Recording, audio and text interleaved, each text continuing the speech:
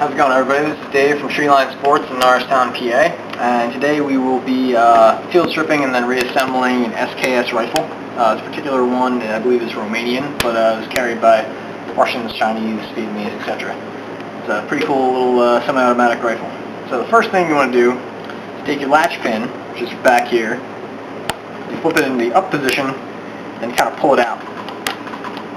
And this will release the rear housing, which is under a little bit of pressure from the recoil spring here, so it kind of, when you pull the pin out, it kind of jumps a little bit. From here, you can pull back on the bolt carrier, pull it towards the rear of the gun. That comes apart into two pieces, which is the bolt carrier and the actual bolt. From there, you've got kind of a tricky little thing we've got to work on. This is called the gas cylinder tube latch right here, and I'm going to flip this. It's got two little bumps on it, and there's three holes along this little track here. So if you push it up one to this position, it will release the front handguard, which also has the gas cylinder in it. There you go. And be careful when you're doing this, because the gas piston is inside and that can fall out on you. And then if you actually move this one more step to completely release, it's going to release the gas cylinder extension, or excuse me, gas piston extension, and the gas piston extension spring. But you want to put your finger right up against it, because it is under some pressure, so it will jump out if you're not careful. So that is the gas piston extension and the gas piston extension spring. From this point, you're pretty much stripped down enough to clean the bore, clean any of the little inside parts here. You got the top of the trigger group there, magazine. This is the gas piston front bracket here. You're always going to make sure you clean any of the debris out of there before you reassemble the gun. But from that point, once you're all done and clean, you just start putting it back together by taking the extension and the extension spring, sliding them back in their little housing here. And this can be a little bit tricky, because you have to get it past flush before you flip down this gas cylinder tube latch to sort of close the door on it. So be a little bit careful while you're doing that.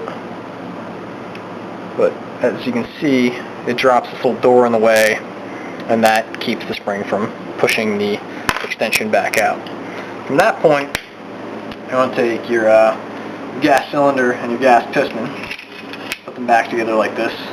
You put them in the gas piston front bracket first, and then, as with many Soviet bloc guns, if you kind of hit them, things go back together pretty easy. So you just want to slam that down, and then you will put the gas cylinder tube latch all the way back to the bottom, and when you do so, you'll hear a little click, so you'll know that that's back together right. From this point, you want to take the bolt carrier and the bolt, and as you can see, they fit together thusly. And if you take a shot of this is the top of the trigger group right here.